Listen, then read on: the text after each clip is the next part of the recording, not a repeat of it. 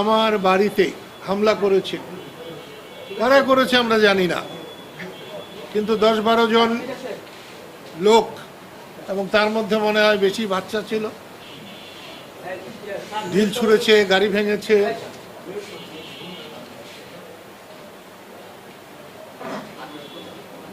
কোঠা বিরোধী আন্দোলন, বৈষম্য বিরোধী আন্দোলনের পরে আমরা এই স্বৈরাচারী মনোভাব আশা করি নাই। আওয়ামী লীগ যদি স্বৈরশাসক হয় তাহলে আজকের অ্যাক্টিভিটিস, কর্মকাণ্ড, তাকে আমরা কি বলে অভিহিত করব?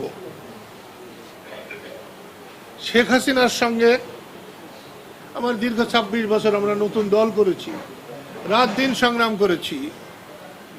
আওয়ামী লীগ আমাদেরকে বহু প্রোগ্রাম করতে দেয় নাই। তারপরেও যদি আওয়ামী লীগের দোসর বানানো হয় তাহলে তো আমি মনে করব বৈষম্য বিরোধী আন্দোলনকে ব্যর্থ করার জন্য, ধ্বংস করার জন্যে এ কোনো ষড়যন্ত্র কিনা। সেই জন্য আপনাদের মাধ্যমে আমার বাড়ি ভেঙেছে, আরও ভাঙুক। বঙ্গবন্ধুর 32-এর বাড়িতে যখন গিয়েছিলাম আমার গাড়ি ভেঙেছিল, আরও ভেঙে যদি দেশে শান্তি স্থাপিত হয়, দেশের কল্যাণ হয়, আমি সবসময় রাজি আছি। আমি একটা জিনিস বুঝতে পারছি না, আমাদের বেসামরিক প্রশাসক এনায়েত করিমের মৃত্যুর মধ্য দিয়ে আমরা একটা স্মরণ সভা করেছিলাম। হাজার হাজার মুক্তিযোদ্ধা এসেছিল কাদেরিয়া বাহিনীর।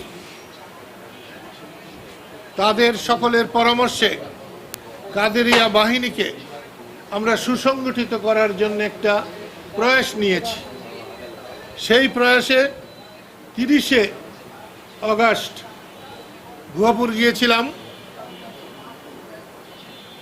সেখানে মুক্তিযোদ্ধাদের উপস্থিতি দেখে আমার হৃদয় ভরে গেছে।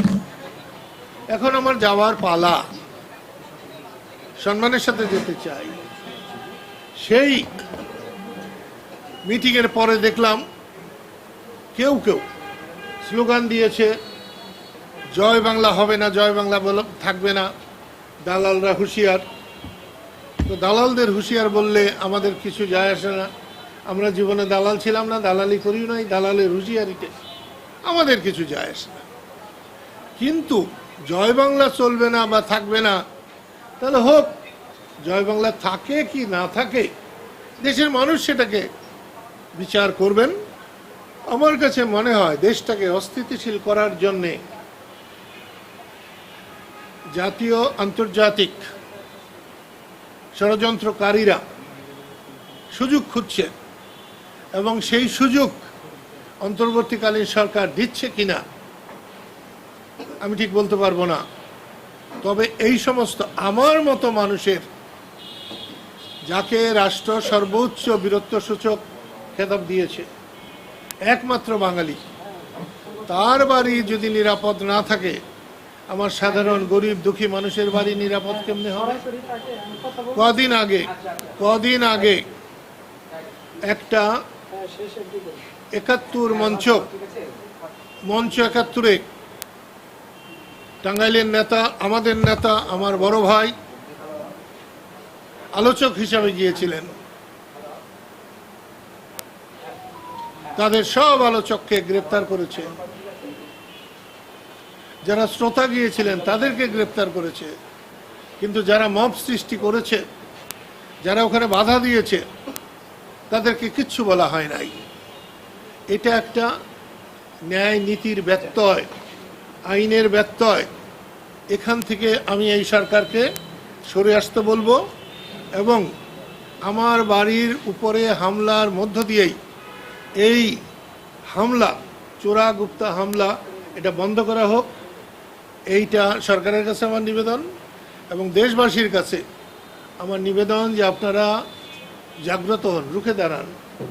এই রকম অন্যায়কে সহ্য করলে পরবর্তী বংশধরদের জীবন, সম্পদ, সম্মান সবই হুমকির মধ্যে পড়বে। এটা সম্পূর্ণ মিথ্যে। আমি আওয়ামী লীগ করি না, রাজনৈতিকভাবে শেখ হাসিনার সঙ্গে আমার কোনো রকম মিল নেই। ব্যক্তিগতভাবে আমি সব মানুষকে ভালোবাসি।